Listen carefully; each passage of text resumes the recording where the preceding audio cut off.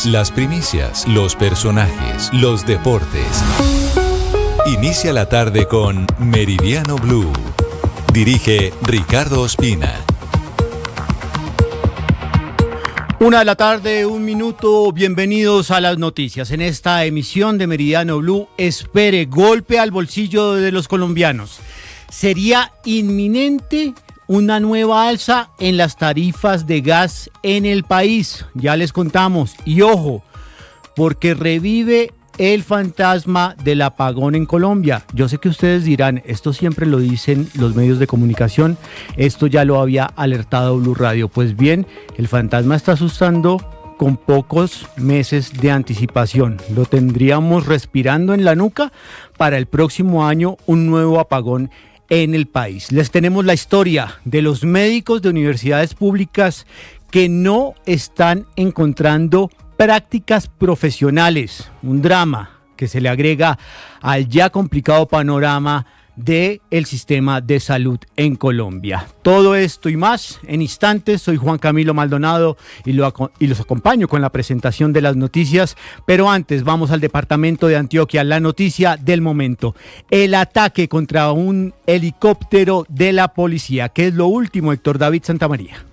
Pues Juan Camilo, este lamentable hecho ocurrió cuando 2 helicópteros de la Policía de Antioquia transportaban personal para la erradicación de cultivos ilícitos en el norte de Antioquia e incluso iban a trasladarse al municipio de Caucasia y fueron inicialmente hostigados, según lo acaba de confirmar a Blue Radio José Lesmes, director operativo de la Secretaría de Seguridad de Antioquia. En la mañana hoy había un grupo de antinarcóticos de la policía en la vereda de Los Toros. Estaban haciendo un tema de aspersión. Ellos fueron atacados con drones, con tatucos y con disparos de Como fusil. lo decía el secretario, luego del intercambio de disparos, uno de los helicópteros fue atacado por un dron en el rotor trasero encargado de estabilizar el helicóptero cuando sobrevolaba la zona rural del municipio de Amalfi, por lo que se precipitó a tierra, según dijo el secretario Lesmes. Optaron por ingresar un helicóptero UH-60 para recogerlos y preservar la vida de los uniformados. Cuando el helicóptero los recoge, despega, más adelante aparentemente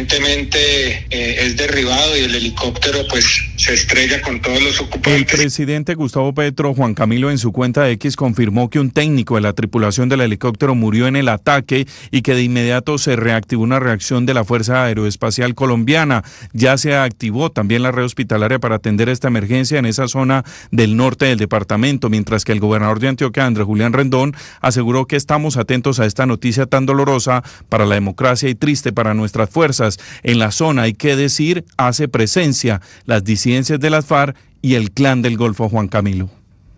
Héctor, y se acaba de conocer más detalles de esta situación, de este ataque terrorista, porque ya las fuerzas militares lo consideran como un ataque a la fuerza pública. Felipe García. Sí, señor Juan Camilo, de acuerdo con información preliminar de las autoridades, esta aeronave fue derribada en medio de combates con este grupo armado criminal que utilizó 2 tatucos y un dron, como lo mencionaba Héctor, cargado con explosivos. El helicóptero que adelantaba la extracción del personal en tierra en zona rural de Amalfi fue impactado y terminó siniestrado, dejando como saldo por ahora 2 policías muertos y 8 uniformados heridos. Las autoridades confirmaron además que los enfrentamientos continúan en esta zona del país y que todavía está pendiente la extracción de los policías que permanecen en esa zona del departamento de Antioquia. Para su apoyo fue desplegada incluso una aeronave Arpía de la Fuerza Aérea que brinda cobertura aérea en estos momentos y refuerza la operación militar contra los criminales que atacaron esta aeronave, que hasta el momento, como le menciono, deja 2 policías muertos y 8 heridos.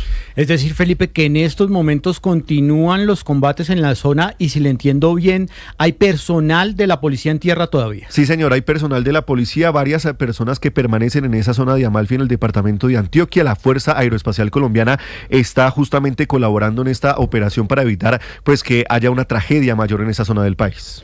Cambiamos de tema porque Bucaramanga se quedó sin alcalde. Reacciones con lo último, Javier Rodríguez. Hola Juan Camilo, tras 20 meses de un proceso electoral en su contra, el Consejo de Estado falló precisamente en contra del alcalde de Bucaramanga, Jaime Andrés Beltrán, y ratificó la anulación de su elección como lo había decidido el Tribunal Administrativo de Santander en el 2023. Beltrán Martínez, Juan Camilo, en campaña se tomó fotos y grabó videos con candidatos al Consejo por partidos diferentes, por el cual fue inscrito, por ejemplo, con candidatos de la U y Centro Democrático, haciendo pedagogía de cómo votar en el tarjetón, lo cual fue una falta falta gravísima que fue también analizada por el Tribunal Administrativo de Santander y el Consejo de Estado. Nicolás Gómez, precisamente abogado demandante, dijo lo siguiente. En relación a los videos que son la muestra fehaciente de la doble militancia en la cual incurre el señor alcalde municipal de Bucaramanga en la modalidad de apoyo al apoyar candidatos de diferentes colectividades a la lista del Consejo de Bucaramanga de forma explícita. Un revuelo político ha generado esta situación del alcalde Jaime Andrés Beltrán, Juan Camilo, que a través de sus redes sociales acaba de pronunciarse. Dijo lo siguiente: para los hijos de Dios, toda obra para bien. Sigo en pie de lucha por la ciudad hasta que el fallo del Consejo de Estado quede en firme. Esto no es un momento para abandonar a Bucaramanga a su suerte. La seguridad de los ciudadanos es y será mi prioridad hasta el final. ¿Qué significa esto, Juan Camilo? Muy posiblemente el alcalde Jaime Andrés Beltrán y sus abogados van a interponer una tutela para frenar de alguna u otra manera su salida como alcalde de la capital santanderiana, Juan Camilo. Javier, el que sí se quedó en el cargo es el alcalde de Santa Marta. También hay decisión del Consejo de Estado sobre este tema. Sergio Barbosa. Hola, buenas tardes. El Consejo de Estado, específicamente la sección quinta, acaba de negar la petición de nulidad de la elección del alcalde de Santa Marta, Carlos Pinedo, lo que quiere decir que él seguirá ejerciendo su cargo con total normalidad. En este caso, el alto tribunal confirma la decisión del Tribunal Administrativo de Magdalena que negó la nulidad del acto de la elección del mandatario, que es para el periodo 2024-2027. En la providencia se explica que la revocatoria de la inscripción de la candidata de la Movimiento Fuerza Ciudadana, Carmen Patricia Caicedo, fue tramitada en un plazo razonable por el Consejo Nacional Electoral en consideración al número de solicitudes recibidas y a las actuaciones que debían adelantarse para garantizar el debido proceso. Ante esto, el Consejo de Estado desestima entonces los cargos y se mantiene la elección de Pinedo como alcalde de Santa Marta. La DIAN defiende su gestión frente al concurso de la entidad tras la orden de arresto contra su director por no nombrar a quienes están en la lista de elegibles. Marcela Peña. Juan Camilo, y es que el director de la DIAN ha recibido distintas órdenes judiciales según las cuales decenas, cientos de personas tendrían que ser nombradas en la entidad. Como no han sido nombradas, una de ellas puso una tutela para que la nombraran en la entidad y luego un incidente de desacato. Por eso hoy la DIAN, al conocer la orden de arresto, dice que las órdenes judiciales que ha recibido son material y jurídicamente imposibles de cumplir, que las órdenes judiciales pueden poner en riesgo la institucionalidad de la DIAN y que además va a elevar consultas internas con otras entidades del gobierno, incluyendo la Comisión Nacional del Servicio Civil, sobre este tema. Recordemos que la DIAN el gobierno habló de ampliar la DIAN hasta en 10.000 nuevos cupos, 10.000 nuevos empleados, cosa que no ha terminado de ocurrir y que se hizo un concurso. Quienes participaron en ese concurso son los que reclaman ser nombrados en la entidad.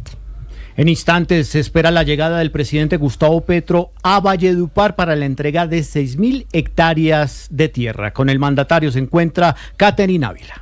El evento se realiza en el Coliseo Julio César Monsalvo de Valledupar. Más de 6.000 personas de la región hacen presencia y se tiene prevista la llegada del presidente Gustavo Petro en pocos minutos para esta entrega masiva de tierras y activos productivos a familias campesinas del Cesar. La Agencia Nacional entregará 6.800 hectáreas que fueron compradas a particulares y también maquinaria para la agroindustria, ganadería de doble propósito y proyectos para comunidades indígenas. Esto va a beneficiar a más de 800 familias campesinas de los municipios de Astrea, Valledupar, Chimichagua, El Paso, Pailitas y Bosconia, y con esto se alcanza un total de 31.128 hectáreas entregadas en el departamento del Cesar. A su vez, la Agencia de Desarrollo Rural va a entregar activos productivos por más de 18.000 millones de pesos a cerca de 1.500 productores del Cesar y La Guajira, representados en maquinaria agrícola, insumos, equipos y herramientas. Alarma por secuestro de un menor de edad en Ocaña. El vehículo en el que se transportaba fue quemado tras su rapto. Cristian Santiago. Grupos mixtos del Gaula de la Policía y el Ejército Nacional están buscando en el Catatumbo a Jonathan Santiago, el menor de 16 años de edad y estudiante del Colegio Nacional Francisco Fernández de Contreras, que fue secuestrado en zona rural del municipio de Ocaña cuando se desplazaba en una motocicleta con destino a su casa ubicada en el corregimiento de Venadillo. Hombres armados lo interceptaron en un vehículo y se lo llevaron con rumbo desconocido. El alcalde de Ocaña, Emiro Cañizares Plata, lamentó esta situación que involucra a un menor de edad. A su papá y a toda su familia, nuestro mensaje de solidaridad, una petición muy especial a los captores Primero, desde luego, el respeto a la vida, el buen trato y la liberación pronto. Libérenlo ya, por favor. Este tipo de prácticas deben desaparecer realmente en nuestra región y por eso toda nuestra solidaridad con este hecho lamentable que se presentó. Tras la reacción policial, los uniformados han encontrado la motocicleta en la que se desplazaba el menor. Esta mañana, muy cerca del corregimiento de Floresta, en la vía que lleva hasta Convención Puerta del Catatumbo, fue encontrado incinerado el vehículo en el que se llevaron al menor de 16 años de edad. Ahora la angustia de la familia es no saber de su paradero. Los profesores, los maestros, los que dictan día a día clase a cientos de niños en Buenaventura, pues ahora están en la mira de las bandas criminales. Estefanía Toledo.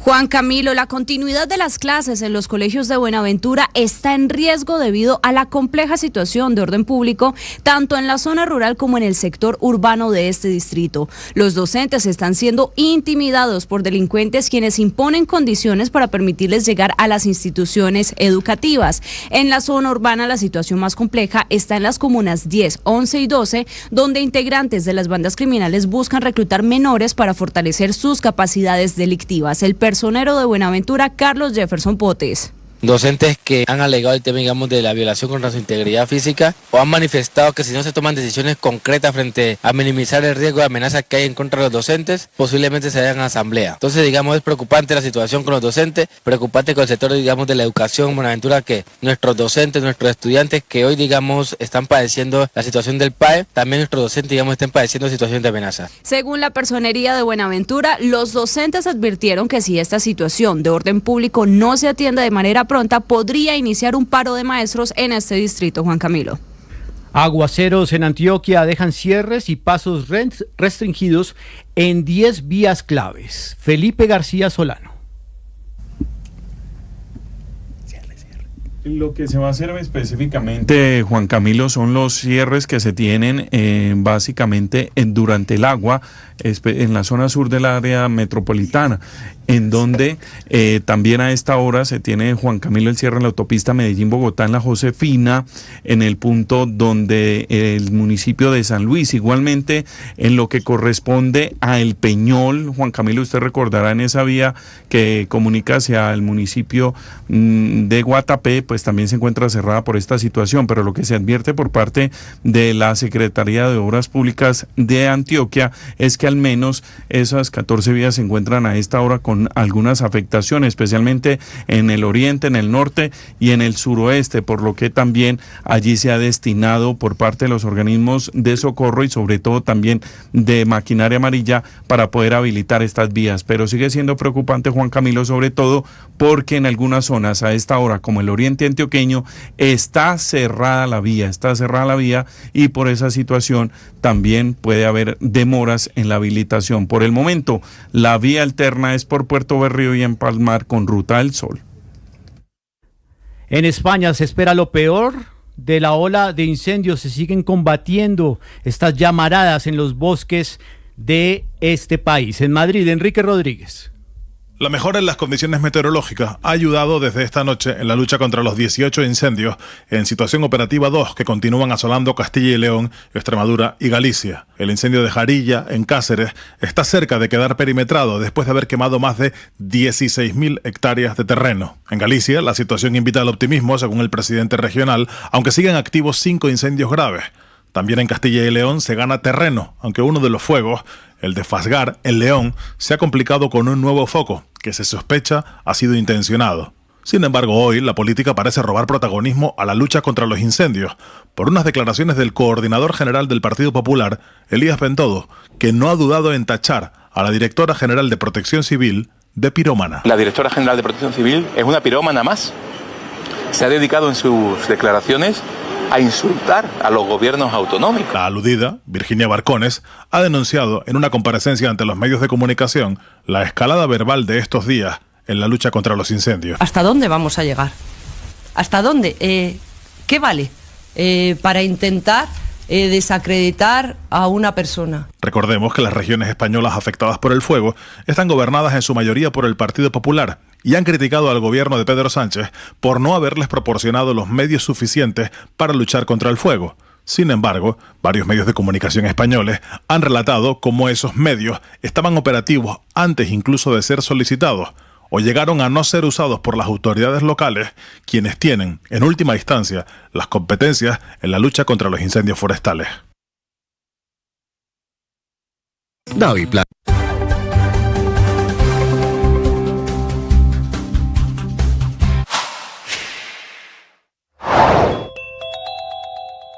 Noche de tragedia y horror en Avellaneda, en donde hubo graves incidentes. Avellaneda queda en la provincia de Buenos Aires.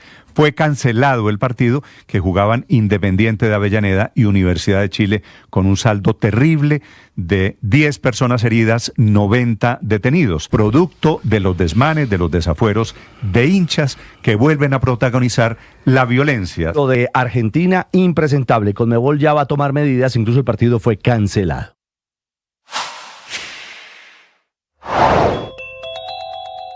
Daneidy Barrera, más conocida como EPA Colombia, fue trasladada del Buen Pastor a la Escuela de Carabineros. En Mañanas Blue, el ministro de Justicia, Eduardo Montealegre, explicó el porqué de esta decisión. Los abogados de EPA Colombia desde hace varios días, no días, ya desde hace varias semanas, habían hecho solicitudes al gobierno nacional para un cambio de reclusión. ¿Por qué razón? Porque ellos alegan razones de seguridad, escuchamos razones de seguridad, de amenazas que ella que tuvo allá en el Buen Pastor, en la cárcel de mujeres donde estaba detenida, de amenazas contra su vida, contra su integridad, y la razón específica fueron razones de seguridad que desde hace varias semanas estaba invocando la defensa de EPA Colombia, y esa fue la razón por la cual se trasladó. Sigan la entrevista completa en nuestro canal de YouTube. Fútbol, ciclismo, béisbol, baloncesto, automóvil, todos en Meridiano Blue.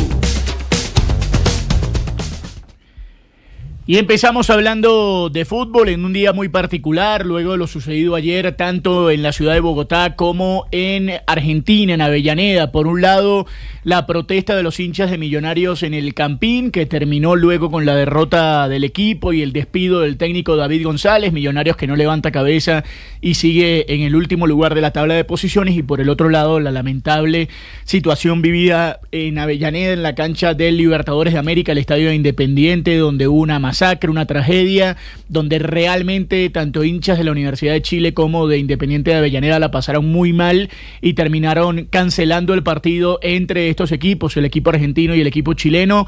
Estamos a la expectativa de la posible resolución por parte de la Conmebol en las próximas horas.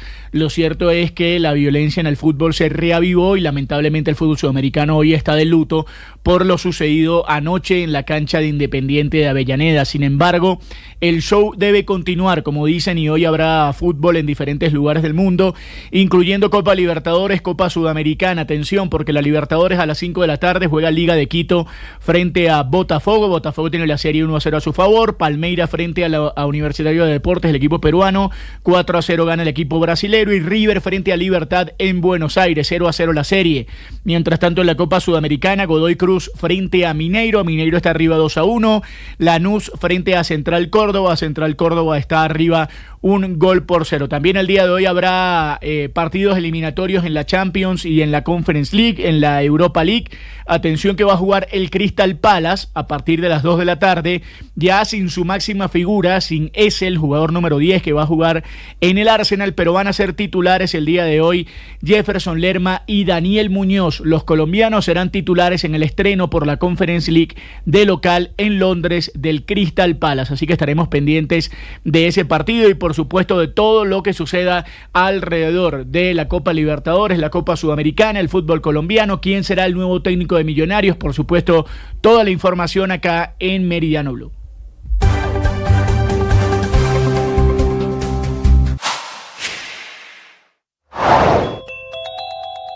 Julián Molina, ministro de las TIC, explicó qué dispositivos digitales estarán vinculados en el proyecto Internet Solidario, que estará dirigido hacia los habitantes de Estrato 1. El tema de aparatos tendrán que asumirlo ellos, pero fíjese que cuando la gente tiene unas características apropiadas o tiene digamos, unas circunstancias apropiadas, puede hacer un esfuerzo. Ahí la motivación es distinta. Si usted tiene garantía de que tiene internet, pues más fácil podrá comprometerse con comprar un computador. Lamentablemente nosotros... O un teléfono celular. O un teléfono celular. Pero esto es determinado en hogares, no es una tarifa de servicio móvil. El servicio móvil es aparte de lo que nosotros... Esa es una aclaración muy importante. Sí. Esto no es para el internet vinculado al teléfono celular. No, esto es acceso directo al hogar. Punto fijo. Son accesos directos al hogar. Para una mejor experiencia con estos contenidos, suscríbase a nuestro canal de YouTube. En Blue le ponemos cara a la radio. La espiritualidad nos hace ser conscientes de nuestra humildad. Nos hace saber que no somos absolutos, que somos débiles, que somos frágiles, que somos finitos y que necesitamos vivir desde esa conciencia. No para sentirnos poca cosa, no para dañarnos, sino al contrario, para confiar en nosotros desde la realidad. En El Man está vivo, hoy guía con humildad. Es el tema que les propongo reflexionar. Ojalá desarrollen su experiencia espiritual. ¡Ánimo! Tú sabes.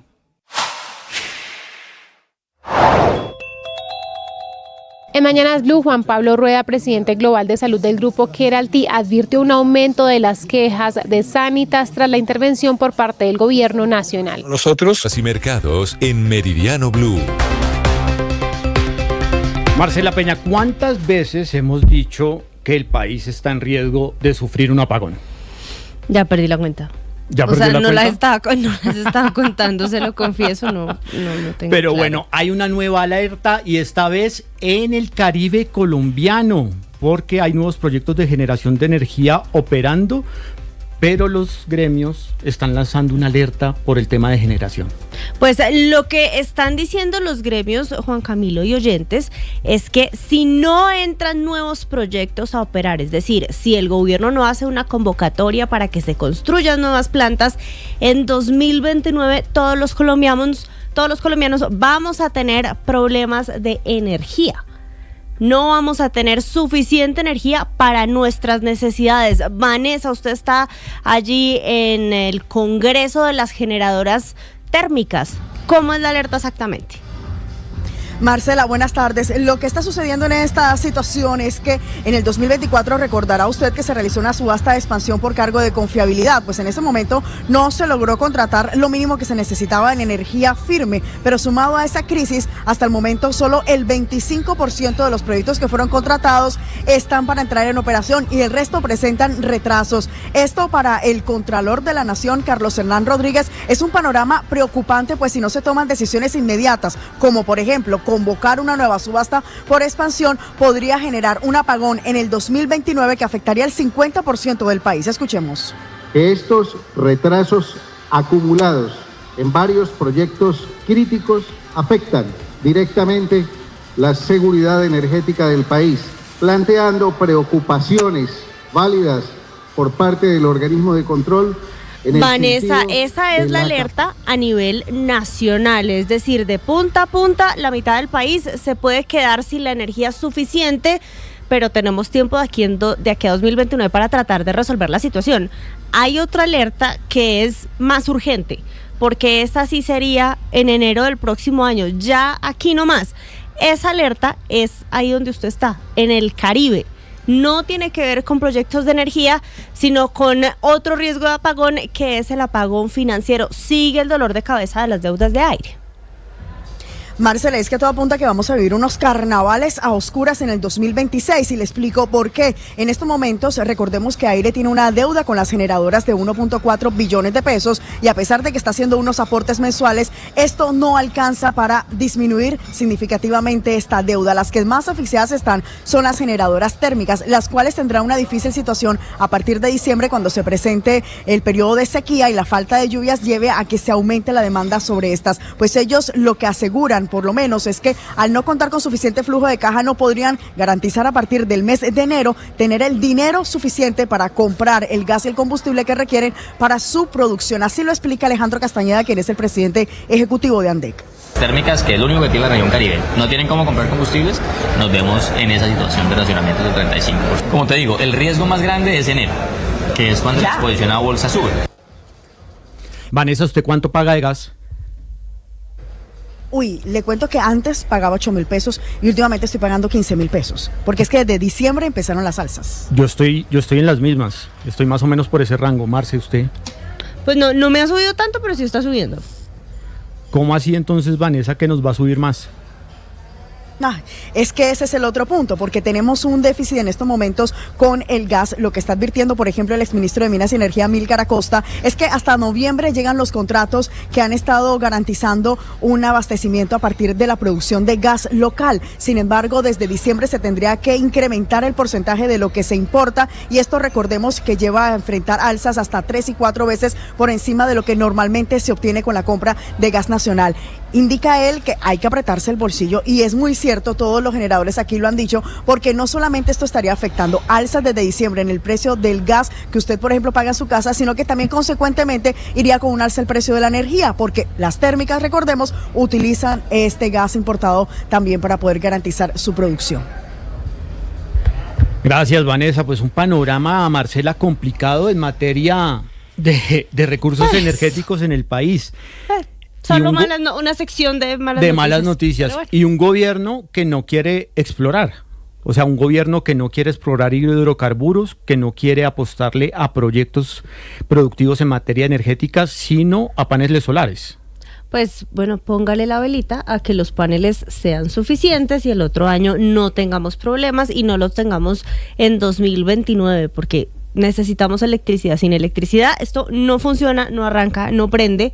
El gobierno lo sabe. Esperemos a ver si las alertas sirven para que se mueva. ¿Usted se acuerda de Irene Vélez? Pero por supuesto.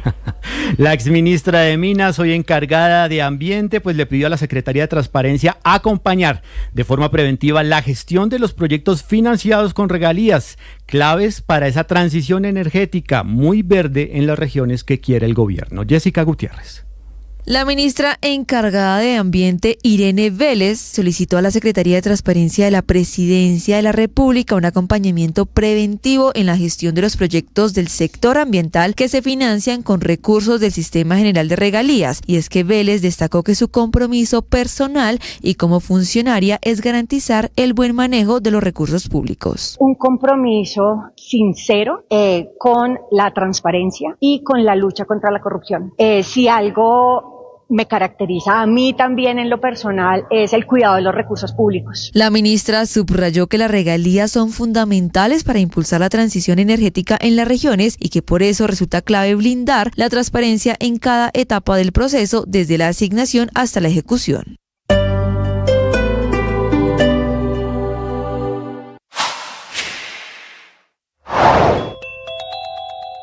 En Mañanas Blue, Juan Pablo Rueda, presidente global de salud del grupo Keralty, advirtió un aumento de las quejas de Sanitas tras la intervención por parte del gobierno nacional. Nosotros conocemos la información pública que mencionaba, los estados financieros muestran deterioro que se aceleró muchísimo. Digamos, en el año 2024 la pérdida que tuvo la EPS Sanitas fue 5 veces superior a la que se tuvo en el año 2023. Las tasas de quejas han crecido casi en un 40%, eso es información pública. Las tutelas han crecido, y de lo que conocemos del sector y de la información que conocemos de los prestadores, como lo mencionaba, sabemos que hay un deterioro de las condiciones de salud muy importante, con un aumento muy grande en las hospitalizaciones, con unos problemas muy serios de acceso a medicamentos, sobre todo de pacientes con enfermedades crónicas y enfermedades críticas. Entonces, lo que sabemos es que allí adentro hay situaciones muy complejas que hay que entrar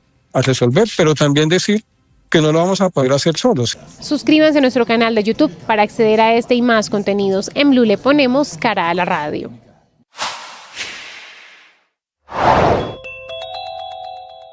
regreso a la libertad del expresidente Álvaro Uribe, que tiene nuevas banderas y nuevos propósitos.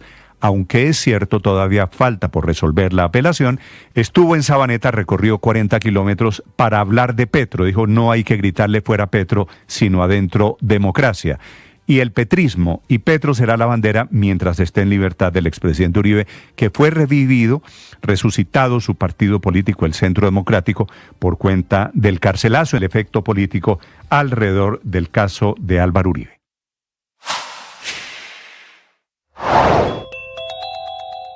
¿Cuáles son los argumentos del gobierno colombiano para pedirle a Nicaragua que revoque el asilo político otorgado a Carlos Ramón González, implicado en el escándalo de corrupción de la Unidad Nacional de Riesgo? A esta pregunta respondió el ministro de Justicia, Eduardo Montealegre, en Mañanas Blue. La investigación contra Ramón no se produce por motivos políticos. Tampoco la investigación y la medida de aseguramiento se dicta por un delito político. La imputación y la medida de aseguramiento se dicta por delitos comunes, delitos contra la administración pública. Además, pues Colombia tiene una justicia independiente, hay una fiscal general de la Nación totalmente autónoma, una fiscal que solamente puede tomar decisiones en materia de injerencia en derechos fundamentales, es decir, privaciones de la libertad, cuando hay autorización de un juez de la República. No se ha cuestionado de ninguna manera la legalidad de ese procedimiento en Colombia, y pues la justicia colombiana, con todos los defectos que pueda tener, es una justicia sólida, estable. De los colombianos en cuidados intensivos. Blue Radio informa. Y la historia que les vamos a contar hoy es bien complicada, porque imagínense ustedes que los estudiantes de la Universidad Nacional y de otras universidades públicas están teniendo serios problemas para encontrar cupo en los hospitales. Ustedes lo saben bien, los estudiantes de medicina, antes de convertirse en doctores, pues tienen que practicar con los pacientes y obviamente estar en contacto con ellos en un hospital. Las denuncias hablan incluso de que habría instituciones de educación privada pagando por esos cupos, lo que crea al final un panorama de inequidad entre el estudiante de la universidad pública y el de la privada. Jessica Gutiérrez. Estudiantes de medicina y carreras afines de universidades públicas, especialmente la Universidad Nacional, denuncian una creciente crisis en el acceso a cupos hospitalarios para poder realizar sus prácticas profesionales. Y es que la situación ha generado un represamiento académico que impide la culminación de los ciclos formativos y amenaza con agravar la escasez de personal de salud a mediano plazo. Ante esto se refirió Juan Mora, representante estudiantil de la Universidad Nacional. Es que universidades privadas están como comprando o ofreciendo dinero a instituciones de salud, hospitales, clínicas, para que pues reciban sus estudiantes, y pues las universidades públicas pues no tienen cómo dar dinero o pagar cupos para los estudiantes de salud, pues no pueden acceder. Ante este panorama, los estudiantes están exigiendo que se apruebe el artículo 54, la reforma a la salud, actualmente en discusión en la Comisión Séptima del Senado. Y siguiendo con más sobre la crisis en el sistema de la salud en Colombia, en cuidados intensivos se encuentra la red prestadora de servicios de salud en el departamento del Meta por cuenta de la millonaria deuda que tienen las EPS por más de 500.000 millones de pesos. Carlos Andrés Pérez. Muy preocupadas se encuentran las entidades prestadoras de servicios de salud en el departamento del Meta por la millonaria deuda que tienen las EPS, en su mayoría intervenidas por el Estado. Esta cartera de más de 500.000 millones de pesos tiene en jaque a IPS, clínicas y hospitales que se han visto en la necesidad de bloquear agendas, cerrar servicios y terminar contratos de trabajadores. Al respecto, Ovidio Cruz, secretario de Salud del Meta. La cartera cada vez creciente, las EPS no están pagando, no hay flujo de recursos corriente, a cuentagotas llegan los recursos y eso tiene sumergido a la red prestadora en una crisis financiera. Notamos cómo las EPS intervenidas están creciendo en esa morosidad. Solo la nueva EPS, que es una entidad con más de 237.000 usuarios en el departamento, adeuda más de 300.000 millones de pesos. Ante la sobreocupación en clínicas y hospitales del Valle del Cauca, las autoridades sanitarias anunciaron la creación de un aplicativo que permitiría identificar la disponibilidad de camas para los pacientes que lo requieran. Recuerden que en estos momentos Las capacidades allí en esta región del país están superadas en un 300%. Melissa Solano.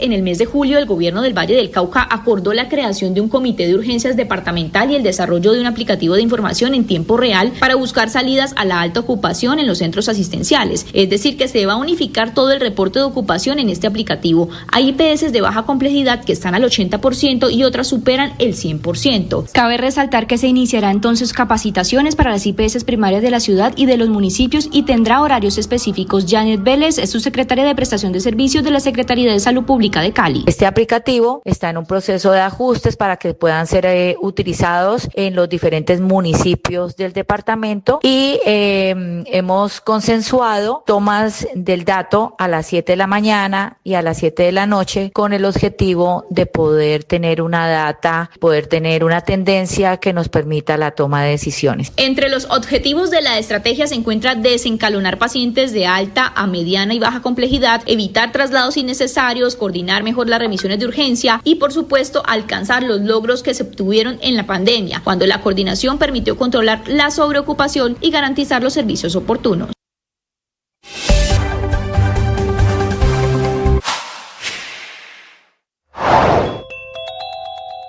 La Comisión de Investigación y Acusación de la Cámara asumió un conocimiento de una denuncia en contra del presidente Gustavo Petro. La Comisión de Investigación y Acusaciones de la Cámara de Representantes empezará a realizar las diligencias preliminares después de que el presidente Gustavo Petro fuera denunciado por presunto abandono del cargo y por irregularidades en el erario público durante la visita que hizo a Ecuador el pasado 24 de mayo. Es importante recordar que Petro viajó al país vecino a la posesión de su homólogo Daniel Noboa y estuvo presente ese sábado en la ceremonia. Sin embargo, el domingo y lunes siguientes, aunque tenía actividades programadas en ese país, la agenda no se cumplió. Recordemos que Blue Radio reveló que durante los 2 días que no se tuvo conocimiento público de las actividades del mandatario, hubo gastos por $24,000 únicamente en temas relacionados con el presidente Gustavo Petro. No olvide suscribirse en nuestro canal de YouTube para más información.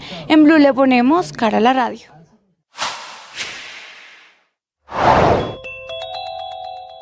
Regreso a la libertad del expresidente Álvaro Uribe, que tiene nuevas banderas y nuevos propósitos. Aunque es cierto, todavía falta por resolver la apelación, estuvo en Sabaneta, recorrió 40 kilómetros para hablar de Petro. Dijo, no hay que gritarle fuera Petro, sino adentro democracia. Y el petrismo y Petro será la bandera mientras esté en libertad del expresidente Uribe, que fue revivido, resucitado su partido político, el Centro Democrático, por cuenta del carcelazo, el efecto político alrededor del caso de Álvaro Uribe.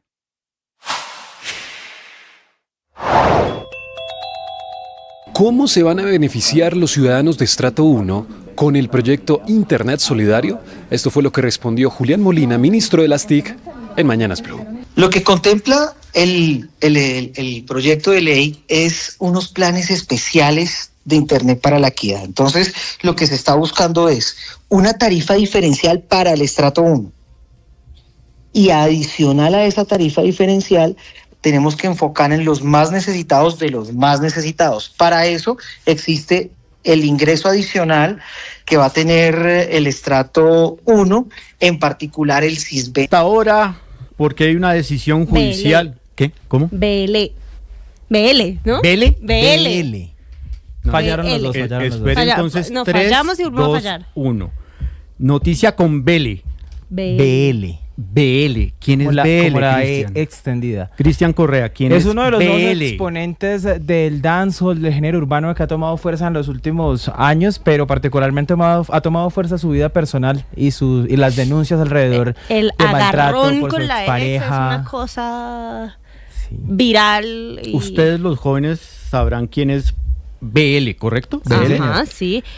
Y los que tenemos TikTok. Y los que tienen TikTok y los que incursionan en TikTok. Pero Sergio Barbosa, la justicia colombiana acaba de reconocer a este artista, ABL, con la corrección de estos 2 jóvenes que me acompañan en la mesa, como víctima de violencia intrafamiliar y le ordena medidas de protección en su favor. ¿Cómo es la historia? Hola Juan Camilo, buenas tardes. Sí señor, pues mire, de acuerdo con un comunicado de la firma Víctor Mosquera, quien representa al artista BL, en un proceso administrativo se concluye con la declaración de responsabilidad de Camila Andrea Rodríguez, quien es la expareja de BL, por hechos de violencia intrafamiliar en contra de este cantante. La autoridad competente lo que hizo fue adoptar medidas de protección definitivas para garantizar los derechos fundamentales del cantante, entre ellos la integridad y el buen nombre. Además, se impusieron obligaciones a la expareja de BL con el fin de promover herramientas de resolución de conflictos, a manejo de impulsos y de las emociones. El pronunciamiento fue calificado como un paso firme en la lucha en contra de la violencia intrafamiliar. Esto al reafirmar que este tipo de conductas son inaceptables y generan consecuencias jurídicas y sociales, lo que quiere decir que la justicia colombiana, como usted bien lo decía, está reconociendo a BL como víctima de violencia intrafamiliar y dicta medidas de protección, Juan Camilo. Le dejo la música de BL al fondo para que me hable, Sergio, de otra noticia. Hay un pronunciamiento del Consejo de Estado sobre una directiva presidencial. ¿De qué se trata? Sí, señor. Pues mire, el Consejo de Estado, a través de la sección tercera, suspende de manera provisional una directiva que emitió el gobierno, la directiva presidencial 11 de 2024, que le está ordenando a las entidades de orden nacional destinar el 33,3% de sus presupuestos de comunicaciones a la divulgación de información oficial, a las campañas institucionales en medios comunitarios, alternativos y digitales. Esta decisión pues responde a una demanda interpuesta por la Fundación para el Estado de Derecho, que alegaba que esta medida vulneraba los principios como la selección objetiva, la libre competencia y de la igualdad. Tras esta decisión del Consejo de Estado, ya el presidente Gustavo Petro hace pocos minutos se pronunció mediante su cuenta de X, trinando lo siguiente, abro comillas: esto es un abuso a la libertad de prensa. Un magistrado no puede decirnos con qué medio pautar. La libre expresión y la libertad de fundar medios de comunicación en Colombia son derechos fundamentales. Es el pronunciamiento que ha hecho el presidente ante esta decisión, que por supuesto se suspenden los efectos de esta directiva mientras se estudia de fondo la demanda, Juan Camilo.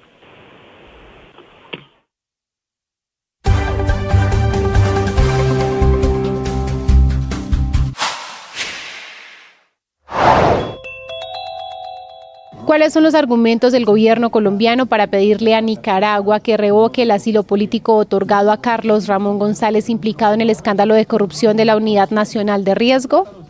A esta pregunta respondió el ministro de Justicia, Eduardo Montealegre, en Mañanas Blue. La investigación contra Ramón no se produce por motivos políticos. Tampoco la investigación y la medida de aseguramiento se dicta por un delito político. La imputación y la medida de aseguramiento se dicta por delito. Esta hora en Meridiano Blue. Lo que usted debe saber tiene que ver con un tema bastante enredado. Les confieso que yo todavía no lo entiendo. La alcaldía de Bogotá quiere mantener el modelo actual de basuras, donde la ciudad se divide en zonas y cada una tiene una empresa exclusiva encargada de la recolección.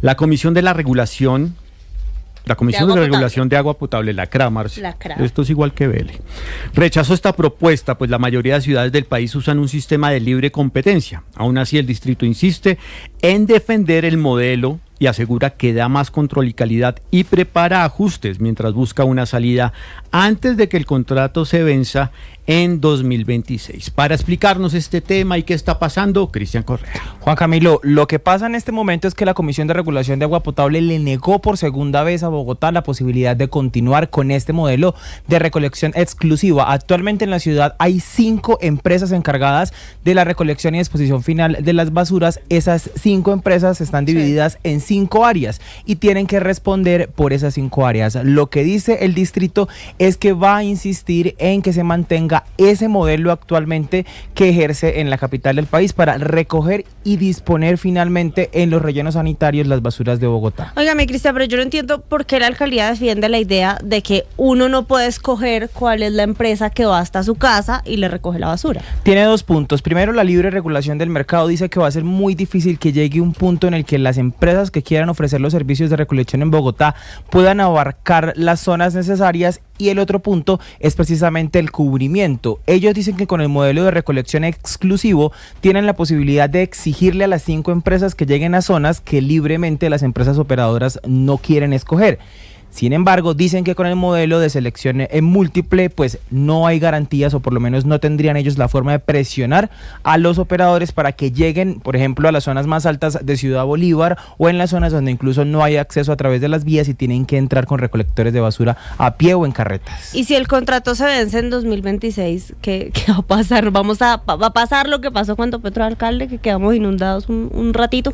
Pues en este momento el distrito dice que no, que han venido trabajando en un plan de choque para que si en febrero definitivamente a través de las acciones legales no han logrado mantener este esquema de basuras, que es el que tiene actualmente la ciudad, hay que decir, a pesar de las críticas que tiene, ellos quieren mantenerlo, tienen incluso el consejo en contra en este momento, poniéndole la tranca también al alcalde, diciéndole que oiga, mejor no lo hagamos de esta manera y vámonos por la selección múltiple. Sin embargo, insisten en que tienen un plan de contingencia por si la Comisión de Regulación de Agua Potable definitivamente no les aprueba el mantener más bien este modelo, y si se les aprueba, pues ya tendrían también una nueva forma, o más bien preparada una nueva licitación para ofertar nuevamente bajo este formato.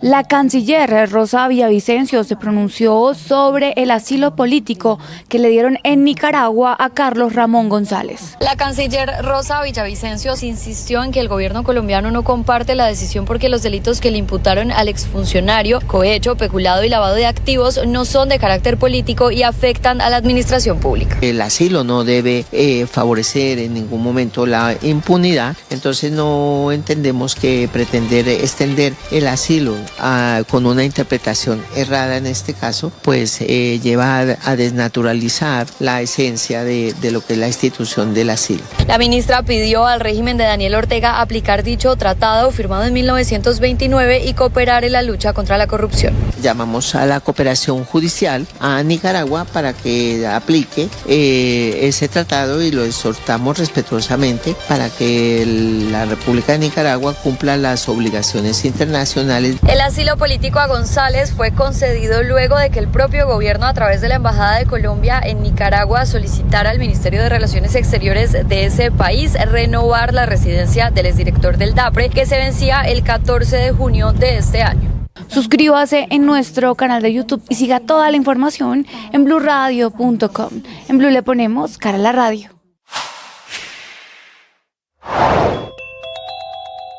Teniendo en cuenta el traslado de Daneidy Barrera, más conocida como EPA. En Meridiano Blue.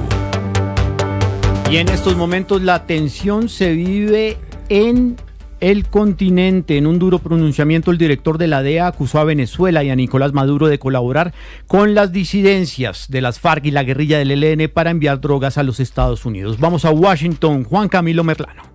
Mientras que el despliegue militar de Estados Unidos avanza para que los destructores estén en posición, Washington endurece su discurso contra Nicolás Maduro, recordando que es un narcoterrorista. Ahora es el director de la DEA quien en entrevista con Fox News destaca las alianzas del líder del cartel de los soles. Venezuela is turned into a narco-terrorist state that continues to work with the FARC, continues to work with the ELN from Colombia, to send record amounts of cocaine. Venezuela se ha convertido en un estado narcoterrorista que sigue trabajando con las FARC, sigue trabajando con el ELN desde Colombia para enviar cantidades récord de cocaína desde Venezuela, desde Colombia. Es un narcoterrorista que sigue enviando su veneno a los Estados Unidos, matando a cientos de miles de estadounidenses, aseguró Terrence Cole, el director de la DEA. La alianza de Maduro con las FARC se ha reportado desde el 2020, cuando presentaron cargos en su contra en una corte en Nueva York. Y la reciente movilización de activos militares al Mar Caribe no solo son los destructores. El domingo se espera que llegue a las costas venezolanas el grupo anfibio encabezado por el buque de asalto USS Iwo Jima.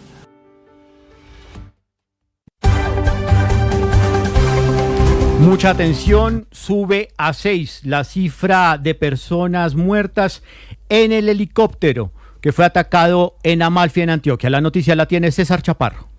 Así es, la información la acaba de confirmar la propia policía a través de la Dirección Antinarcóticos. Esa aeronave pertenece a esa unidad de antinarcóticos, ya que estaban haciendo las labores de extracción y de dejar grupos antinarcóticos, grupos que se dedican a la erradicación. Dice la policía lo siguiente, que en este, ataque ejecutado, al parecer, dice la policía, por el Clan del Golfo, pues murieron 6 uniformados de la policía y otros 3 uniformados quedaron heridos. En este momento se realizan operativos intensos en la zona, no solamente para rescatar los cuerpos sin vida de los uniformados que fallecieron, sino también los heridos.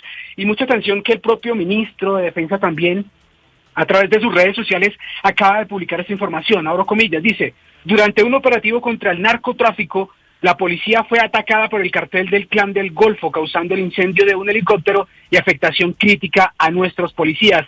En referencia a este ataque, todas las capacidades de las fuerzas militares y la policía fueron desplegadas para garantizar la extracción del personal en tierra, brindar un apoyo aéreo y neutralizar a los criminales responsables. Vale la pena recordar que, según la versión de la policía, este helicóptero fue impactado mientras se dirigía a rescatar a un grupo de erradicadores civiles y policías que también estaban en tierra siendo atacados por drones, dicen por parte del Clan del Golfo. Cuando los iban a rescatar, pues este helicóptero fue impactado por insurgentes o integrantes, mejor, del Clan del Golfo. César, ¿se sabe si continúan los combates en la zona en este momento?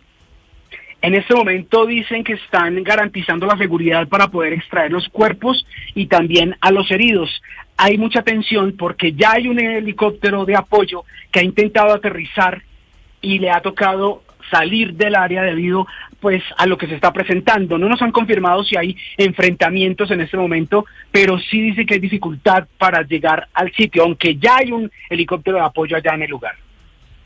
Gracias, una noticia en desarrollo de la que vamos a seguir muy atentos en adelante. Vamos a hablar de lo que está pasando a nivel regional. En todos los países se está intensificando la lucha contra el narcotráfico porque está cerca el momento en el que Estados Unidos le dice a cada uno si recibe o no recibe la certificación en la lucha contra las drogas. En ese contexto es que el comandante de las fuerzas militares colombianas, el almirante Francisco Cubides, se reunió con sus pares en otros países para hablar justamente de eso, de cómo se está combatiendo el narcotráfico, de cómo se está combatiendo la ciberseguridad y de cómo se está combatiendo el delito. Felipe García. El almirante Francisco Cubides, comandante general de las fuerzas militares, se reunió con el almirante Alvin Olsey, jefe del Comando Sur de los Estados Unidos, en el marco de la conferencia SAUTDEC 2025. Este espacio, que reúne a altos militares del continente, contó también con la participación de líderes de las Fuerzas Armadas de Argentina, Brasil, Canadá y Ecuador. Durante estas jornadas se abordaron temas clave para la seguridad hemisférica, entre ellos movilidad académica de personal militar, el avance en ciencia y tecnología, la capacitación especializada, la logística, los entrenamientos conjuntos y la cooperación en asuntos antárticos. También se discutieron ejercicios de interoperabilidad, ciberseguridad y defensa, áreas consideradas críticas ante las nuevas amenazas globales. Esta agenda incluyó además la revisión de sistemas de comunicación, operaciones combinadas, doctrina militar y misiones de paz. También se resaltó la importancia de la respuesta ante crisis y emergencias humanitarias, la ingeniería militar, el desminado humanitario y la agenda de mujeres, paz y seguridad. Según el almirante Francisco Cubides, el objetivo de estas reuniones es consolidar un portafolio de servicios regional sólido basado en el intercambio de buenas prácticas y la cooperación internacional.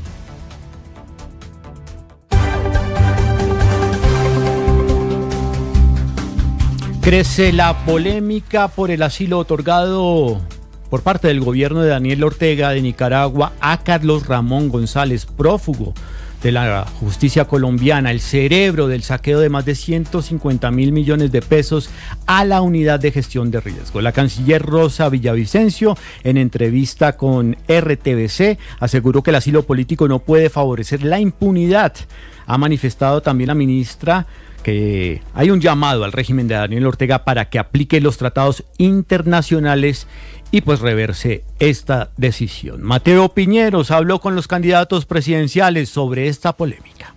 Carlos Ramón González no será extraditado a Colombia y eso ha generado varias reacciones de los precandidatos a la presidencia. Algunos cuestionan el hecho de que se haya solicitado tarde la extradición. El exministro Daniel Palacios. Que no nos traten como idiotas. Lo ayudaron a tapar. Cuando los pillaron, lo ayudaron a huir. Y ahora le ayudan con asilo político, con la dictadura amiga. para que no canse. Incluso ya se anuncian medidas legales. La senadora y precandidata Paola Holguín. Nosotros además procederemos a denunciar a todos los funcionarios que lo tuvieron en la embajada, que pidieron que le dieran residencia allí por favorecimiento, por encubrimiento. La exalcaldesa de Bogotá, Claudia López, por medio de su cuenta de X, dijo que hay un concierto para encubrir en la Casa de Nariño y que el petrismo y el uribismo terminaron dando el mismo resultado. Vicky Dávila aseguró que en Nicaragua Carlos Ramón González se ha quedado escondido y David Luna calificó la situación como una impunidad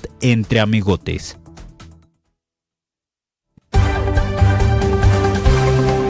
Y cerramos con una historia de esperanza, la historia de don Deucardo y su hija María Lucrecia Rodríguez, que se reencontraron en Florencia luego de 41 años sin verse, todo por culpa de la violencia en nuestro país. Cristian Correa. En Florencia, Caquetá, se vivió un reencuentro que parecía imposible. María Lucrecia Rodríguez abrazó a su padre Deucardo después de más de 4 décadas de separación. Tenía 16 años y cursaba 7º grado la última vez que lo vio, cuando él debió huir del conflicto armado tras recibir amenazas de un actor en esa zona. La historia de búsqueda comenzó con la convicción de una hija que jamás renunció a encontrar a su padre. Durante años, Lucrecia recurrió a comunidades, radios locales y hasta habló con actores armados en búsqueda de información. Yo tenía ya unos 20 años cuando empecé a trabajar con el magisterio y decidí desde ahí buscarlo.